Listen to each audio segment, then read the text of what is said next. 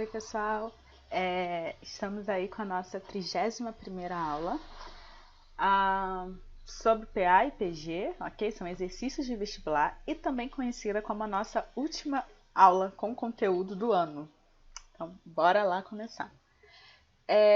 Bom, esse primeiro exercício é uma questão que caiu no Enem de 2010. E ele diz o seguinte: uma professora realizou uma atividade com seus alunos utilizando canudos de refrigerante para montar figuras, onde cada lado foi representado por um canudo. A quantidade de canudos C de cada figura depende da quantidade de quadrados Q que forma cada figura. A estrutura de formação das figuras está representada a seguir. Então, a gente tem aqui a figura 1 com 1 quadrado, a figura 2 com 2 quadrados e a figura 3 com 3 quadrados. Que expressão fornece a quantidade de canudos em função da quantidade de quadrados de cada figura? E a gente tem as opções de A a E. Bom, esse tipo de aula é aquela que eu sempre peço para vocês pausarem o vídeo, tentarem montar o exercício, tentarem resolver. O gabarito dessa questão é a letra B, ou seja, C igual a 3Q mais 1. E agora a gente vai ver como que a gente chega nesse resultado. Bom, tirei toda a parte que não é primordial para resolver essa questão, deixando aqui as figuras, ok? E justamente o problema que é qual a expressão que fornece a quantidade de canudos em função da quantidade de quadrados de cada figura. Aqui está o nosso gabarito, né? Então vamos lá, o que é importante a gente observar? Que para a primeira figura, ok? A gente tem o quê? 4 canudos, que são justamente esses 4 lados desse quadrado, ok? Então, para esse primeiro quadrado, a gente tem o quê? 4 canudos. E a gente pode ir observando, contando a quantidade de canudos que a gente tem para cada figura e quantos quadrados também. E aí, com isso, a gente consegue montar essa tabelinha, ok? Para um quadrado, a gente tem o quê? 4 canudos. Para 2 quadrados, a gente tem o quê? 7 canudos. Observe que esse canudo aqui, ele é comum aos 2 quadrados, então são 7 canudos. E para 3 quadrados, a gente tem 10 canudos, porque aqui ó, a gente tem 2 canudos em comum. Então, a gente tem 1, 2, 3, 4, 5, 6, 7, 8, 9, 10. Então, se a gente notar, existe uma relação aqui entre os canudos, ok?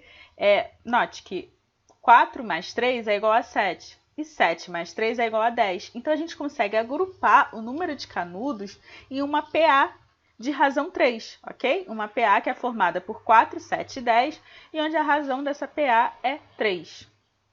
Então, se a gente consegue reescrever essa quantidade de canudos como uma sequência, como uma PA, então a gente pode também utilizar a fórmula do termo geral dessa PA para descobrir um dado N qualquer, ok? Um termo de índice N. Eu vou me trazer para cá? Vou me trazer para cá. Então, com isso, o que a gente pode fazer? Tá. A gente traz aqui a expressão, ok? A fórmula do termo geral dessa PA. E aí a gente tem aqui que AN é igual a A1 mais N menos 1 vezes R. Essa é a expressão geral. Substituindo o quê? Que o meu A1 é justamente o quê? 4, ok? E a minha razão a gente já sabe que é 3. Então, eu fico que AN é igual a 4 mais N menos 1 multiplicado por 3. No armário. A gente também pode reescrever essa fórmula considerando o quê? Que o Q são os índices dos termos da PA e que C é cada termo AN dessa mesma PA. Ou seja, se eu considero que a quantidade de quadrados que eu tenho são justamente os índices, ou seja, as posições desses termos, porque olha só, quando eu tenho um quadrado, é o meu termo 4 que está na minha posição 1. Quando eu tenho 2 quadrados, é o meu termo 7 que está na minha posição 2. Quando eu tenho 3 quadrados, é o meu termo 10 que está na minha posição 3. Então, se eu considero que Q é justamente o índice desses termos e que C é cada termo dessa minha PA, ou seja, o número de canudos, a quantidade de canudos são os termos dessa minha PA, eu consigo substituir nessa minha expressão. Então, eu fico que AN, ou seja, C, a quantidade de canudos, ele vai ser igual a 4 mais Q, ok? Que é o número de canudos, que a gente já falou que é o nosso n, né, o nosso índice dos nossos termos, menos 1 multiplicado por 3. Então, só fazendo a distributiva aqui e resolvendo 4 menos 3, eu fico que C é igual a 3Q mais 1, que era justamente a nossa opção B. O nosso segundo exemplo, ele é um exemplo também do Enem, mas de 2013, e ele diz o seguinte: as projeções para a produção de arroz no período de 2012 a 2021 em uma determinada região produtora apontam para uma perspectiva de crescimento constante da produção anual. O quadro apresenta a quantidade de arroz em toneladas que será produzida nos primeiros anos desse período, de acordo com essa projeção. Então, a gente tem aqui o ano e a projeção da produção, ok? Então, a gente tem aqui de 2012 a 2015 as projeções relacionadas a cada ano. Então, a quantidade total de arroz em toneladas que deverá ser produzida no período de 2012 a 2021 será D. E aí aqui a gente tem 5 opções de A a E.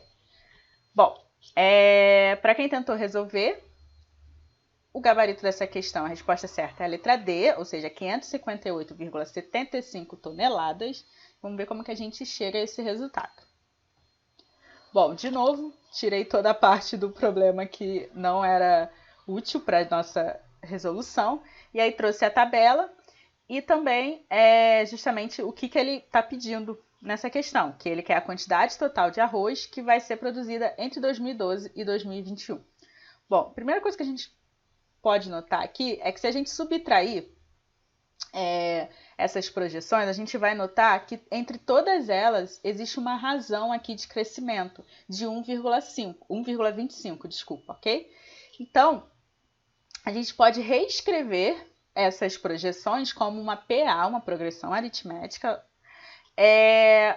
cuja razão é 1,25, e onde o nosso A1 é a projeção do nosso primeiro ano de estudo, que é 2012, A2, o nosso segundo ano de estudo, e assim sucessivamente, ok? E lembrando que 2021, ele vai ser justamente o nosso A10, o nosso 10º termo dessa PA, projeção de 2021, vai ser o nosso A10. Se a gente continuar preenchendo essa tabela, a gente vai ver que o nosso 10º termo é a projeção relacionada ao ano de 2021. Bom, então, sabendo disso, a gente pode reescrever como uma PA, ok? De razão 1,25.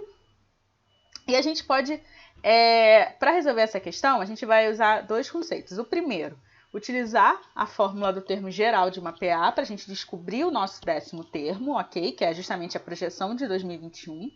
E depois usar a fórmula da soma dos 10 primeiros termos de uma PA finita, ok? Então, vamos lá. A fórmula do termo geral é igualzinho a gente viu na última questão. Então, substituindo, eu quero saber o meu 10º termo, ele vai ser igual ao meu primeiro termo, mais o meu número de termos menos 1, multiplicado pela minha razão. Resolvendo isso daqui, eu descubro, então, que a minha projeção para 2021 é de 61,5 toneladas. Então, agora, a gente pode aplicar isso na nossa fórmula da soma de n termos de uma PA finita. Então, a soma dos 10 primeiros termos dessa PA, ele é igual ao quê? A primeiro termo mais o 10º termo, multiplicado pelo número de termos que estão sendo contabilizados, dividido por 2. E aí, agora, é só substituição dos valores e resolvendo essa divisão, eu encontro que a minha soma será de 558,75, justamente a nossa alternativa D. Sucesso, então. Bom, a nossa terceira questão é uma questão da FUVEST de 2015, e ele diz o seguinte: dadas as sequências AN igual a n ao quadrado mais 4n mais 4, BN igual a 2 elevado a n ao quadrado, CN igual a AN mais 1 menos AN, e dn igual a b, n mais 1 sobre bn, definidas para valores inteiros positivos de n, considere as seguintes afirmações. 1. A primeira afirmação, AN é uma progressão geométrica. 2. BN é uma progressão geométrica.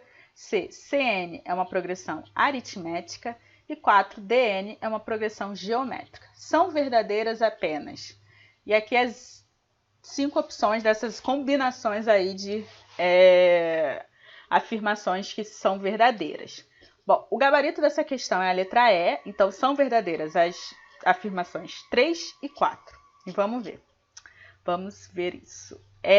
Bom, primeira coisa, o passo a passo de como fazer essa questão é bem simples. A gente vai testar se essas sequências são progressões ou não, geométricas ou aritméticas, dependendo da afirmação.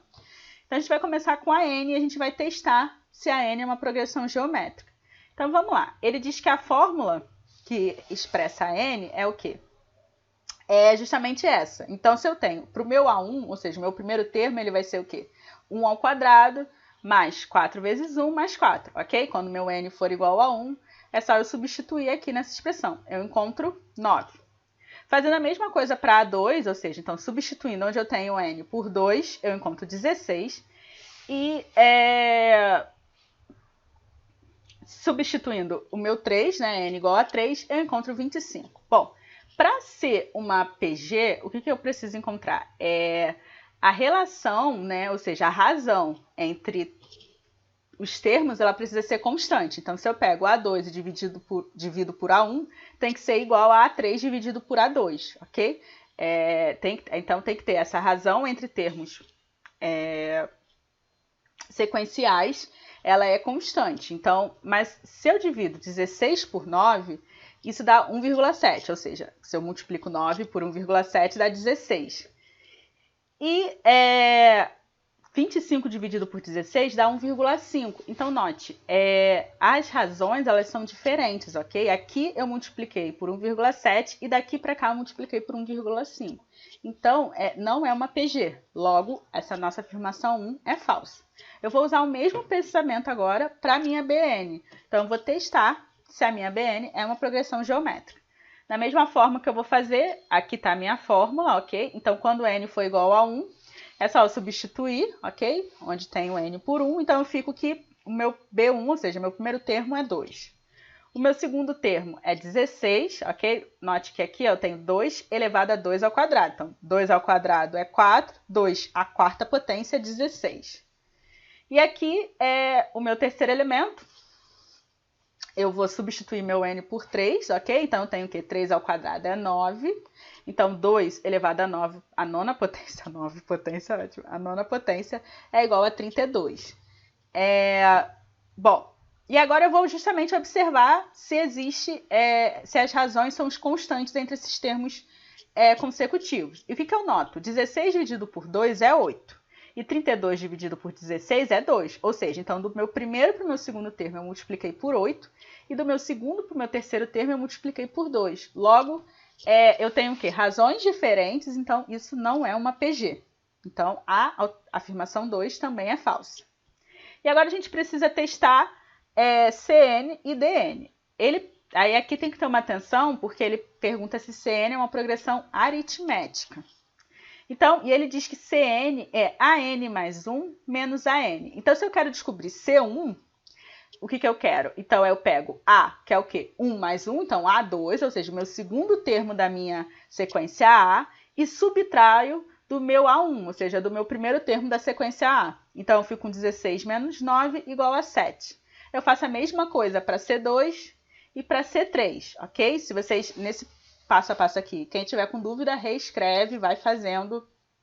Mas é sempre, note que para eu descobrir o meu CN, o meu elemento N, eu vou pegar o meu elemento A, N mais 1, menos AN. Bom, para ser uma progressão geométrica, ou desculpa, aritmética, essas razões elas têm que ser iguais, ok? Então, do primeiro para o meu segundo termo, eu estou adicionando 2, e do meu segundo para o meu terceiro termo, eu também estou adicionando 2 unidades, ou seja, isso é uma PA. Então, a afirmação 3, ela é verdadeira. E agora, testando a minha DN, que na verdade eu vou pegar o quê? Valores de B. Então, ele diz que se eu quero saber o meu D1, eu vou pegar, então, o meu B1 mais 1, ou seja, meu B2, e dividir por B1. Então, fazendo isso, eu encontro 8. E, opa, ficou fora de ordem aqui a animação. Mas fazendo isso para D2 e para D3, isso aqui é D3, Opa, isso aqui, eu vou consertar isso aqui pro material final de vocês, mas a verdade é que vai se manter essa razão de 4, ou seja, o meu primeiro termo multiplico por 4, dá o meu segundo termo, e quando eu multiplico o meu segundo termo por 4, eu encontro o meu terceiro termo. Então, sim, a DN é uma PG. Então, logo, as opções 3 e 4 são verdadeiras. E vamos aí para o nosso último exercício da aula de hoje. É uma questão da Unicamp de 2016. E ele diz o seguinte: seja A, B e C uma progressão geométrica de números reais com A diferente de zero. Definimos, outro errinho aqui, S igual a A mais B mais C. O menor valor possível para S dividido por A é igual a... Então, e aí aqui a gente tem 4 opções. O nosso gabarito é a letra C, então é 3 sobre 4. E como que a gente chega nesse resultado? Então, como que a gente vai começar resolvendo essa questão? Aplicando já a definição de PG, o que a gente sabe? Que o termo, né, pela expressão geral do termo, né, pelo termo geral de uma PG, o que a gente sabe? Que é o quê? AN é igual a A1 vezes Q elevado a N menos 1. Então, se eu tenho B, que é o meu segundo termo, ele é o quê? A vezes Q. E C, que é o meu terceiro termo, ele é o quê? A, que é o meu primeiro termo, vezes Q elevado ao quadrado, onde Q é a razão da nossa PG. Então, se a gente substitui aqui na definição que ele deu, que ele quer justamente encontrar S sobre A, e S nada mais é do que a soma desses 3 termos dessa nossa PG. Então, A mais B, ok? Já substituí aqui a Q, mais C, que é AQ ao quadrado, isso tudo sobre A. Bom, colocando A em evidência no numerador e dividindo pelo A que tem no denominador, eu encontro que essa divisão ela é igual a 1 mais Q ao quadrado. Bom, note que essa divisão ela é igual ao quê? Uma equação de segundo grau. A gente cai numa função de segundo grau. Se vocês estão bem lembrados, essa equação aqui, essa função de segundo grau, ela tem o quê? Ela é uma parábola, ok? Com uma concavidade para cima, porque a gente tem aqui o nosso coeficiente positivo, nosso coeficiente angular. Então, isso indica o quê? Que a gente vai ter, essa função, ela assume um valor de mínimo, ok? Para um determinado Q, essa função ela vai ter um valor mínimo no nosso vértice. Eu vou tentar desenhar aqui, porque eu não coloquei. De ver se vai ficar bom. Então, a gente tem aqui uma parábola, ok? Onde o seu valor mínimo vai estar aqui nessas coordenadas do vértice, ok? Para um determinado Q, a gente vai ter aí o valor mínimo dessa função, que nada mais é o quê? Que é essa divisão que a gente quer saber. S sobre A. Ai, que desespero. Acho que deu para... Acho que ficou legível aí, né? Então, a gente vai lá, resgata lá o nosso material de equação de segundo grau, e justamente que eu já falei, e a coordenada do vértice, ou seja, o y do vértice, que é justamente essa divisão S sobre A, ele é igual ao quê? A menos delta sobre 4A. E delta é o quê? É B ao quadrado menos 4AC sobre 4 vezes A. Resolvendo isso aqui, eu encontro que é 3 sobre 4, ou seja, essa nossa divisão, S sobre A, é igual a 3 quartos. Bom, com isso a gente termina o conteúdo desse nosso ano, né? Enfim, sei que foi um ano atípico para todo mundo, né? Acho que não era bem o que a gente estava esperando, né? Mas o importante é que a gente conseguiu chegar até aqui. E isso daqui não é um adeus, porque a gente ainda vai se ver, porque a gente vai continuar tendo aulas de revisões sobre o nosso conteúdo, tá bom? Então eu continuo à disposição para tirar dúvidas, seja de conteúdo, seja de listas, ok? Seja para desabafar, para aliviar um pouco de estresse, ok?